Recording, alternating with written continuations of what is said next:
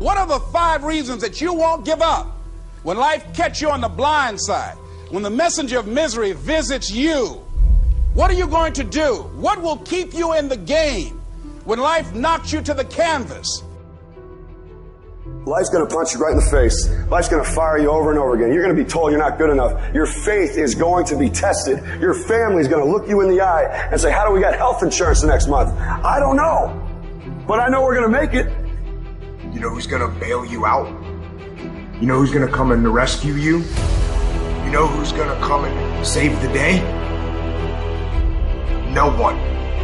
No one's going to come and do it for you. You're going to have to do it all yourself. See, the Buster Douglas that fought in the last fight was not the Buster Douglas that fought Mike Tyson. See, the Buster Douglas that got knocked down while fighting Mike Tyson had gotten out of an alcohol recovery center. His mother had died. His wife was ill with a terminal illness. He was considered a nothing, a bum. So when he got knocked down, Buster Douglas had a reason to get back up because he said, I'm dedicating this fight to the memory of my mama. Life is hard, man. That's what it's about. Life is a challenge. If you don't work as hard as you can, if you don't sacrifice everything, if you don't get rejected and keep coming back for more, if you don't get your loyalty tested and your faith tested, you don't love that thing if you bail out. So if you fought through all that, that's love. So you've got to have some reasons that when life knocks you down, and it's going to. Hello, it's going to knock you down.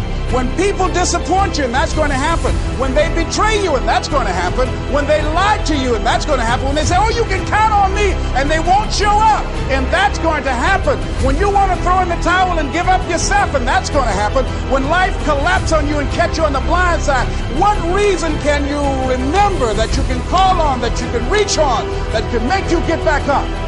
Find that reason. Because when life had knocked me down, I said, life, I'm doing this because I want to make my mama proud of me. I'm doing this because I want my children to have a better life than what I have. I'm doing this because all my life I've been told I'd be a loser, that I wouldn't make it.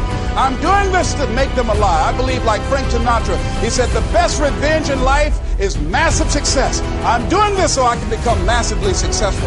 And with that kind of courage, with that kind of affirmation and reason to empower me, I got a saying that when life knocks you down, try and land on your back, because if you can look up, you can get up.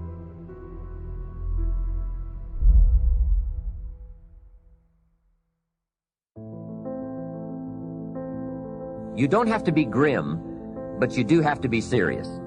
Hey, everybody hopes things will get better, but remember, the future does not get better by hope. It gets better by plan. And hope unaided by clear plans can finally become an illness. There's a Bible phrase that says, hope long delayed makes the heart sick. It's a sickness. I used to have the illness known as passive hope. It's bad. And there's one that is even worse, and that is called happy hope. That is really bad. The man is 50, and he's broke, and he's still smiling. That's bad. So get serious. Make plans. Put them on paper. My suggestion from experience. There's a phrase from the Bible that goes, without dreams and vision, we perish. How true. Humans have this unique ability to aspire, to dream, to go for something, to become something. Without that, life is not life. We must have dreams and never give up on our dreams. I'd like to share a few ways your use of time are affected by or influence the achievement of your goals. Have you ever thought that without some very clear written goals, you never even need to consider managing your time? Time essentials come from objectives well defined. Time can't be critical if objectives aren't defined. Now you might be one of those uniquely fortunate individuals who can keep all their objectives and purposes clearly defined in their minds and operate from that. But I wouldn't take the chance. Write your goals down and set careful priorities. Sometimes priorities are determined by the season. For a farmer in springtime, the season dictates his most important activities. During the spring, a farmer must work around the clock, burn the midnight oil, and keep the equipment running because he has only this small window of time for the planting of his crops. One of the difficulties of living in an industrialized society is the losing of the sense of seasons. When to pour it on, when to ease back, when to take advantage. It's easy to keep going from 9 to 5, year in and year out, and lose a natural sense of priorities and appropriate time. Don't let one year just blend into the next. Keep an eye on your own seasons, lest you lose track of values and substance. Part of setting priorities is learning to separate major activities from minor activities. This is a whole skill in itself, but once you have learned it, it will pay dividends you won't believe. So learn to put everything on your mental scales to be carefully weighed before you spend time or money. Of your sanity is socially distributed. And what I mean by that is, well, let's say that you know how to behave. You're well socialized. You can play with others. Now, I said already in this conversation, if you didn't learn to play with others between the time you were 2 and 4, you will never learn. And psychologists have beat their heads against the wall trying to rehabilitate antisocial children. They can't do it after the age of 4. Is that because areas of the brain just don't develop? Well, it seems to be partly because the kids fall farther and farther behind. So let's say you make the leap from egocentric dependence on your mother at 2 and 3 to immersion in a peer group. Well, then you pick peers that are at your same developmental level, and you chase each other up the developmental ladder. And the longer you're out of that, the farther you fall behind. And so, kids, 5-year-old kids might come across another 5-year-old kid who tends to cry too much if they don't get their way. And they'll say, we don't want to play with the baby. And what they're saying is, we have to find someone who's at our developmental level, shares our developmental horizon, so that we can mutually scaffold our further development. Now, they're not going to say that, obviously, but that's the situation. And kids test each other out when they first meet. So do adults. Game. Can you play? Are you playing at the same level as me? I'm playing my game at the level that will further my development. Can you play along with me? If not, well, maybe you're lower in status and I can pull you up as a mentor. Maybe you're higher in status and I can learn from you. But if you're a peer, we can play together.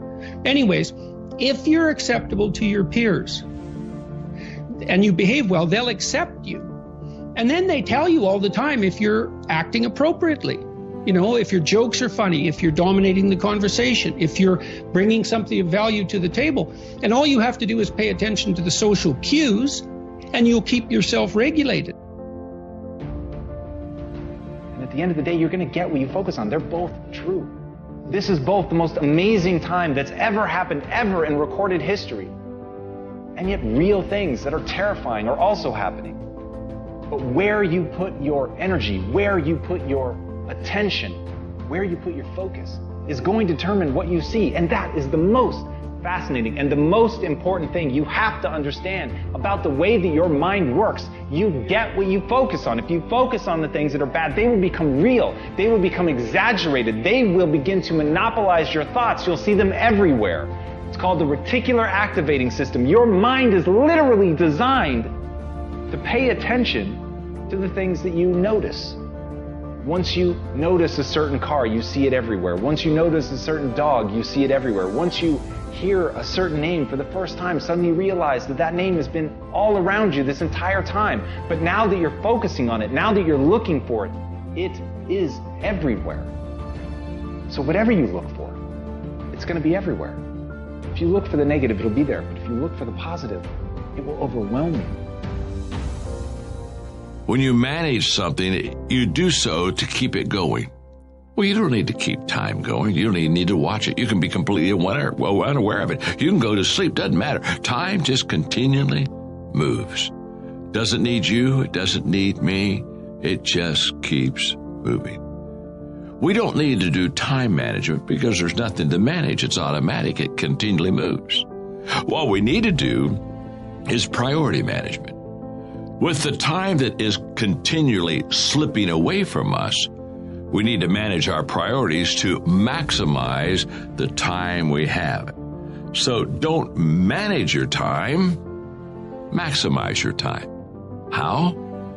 By doing the things that are the most important to do at that moment. Make every day your masterpiece.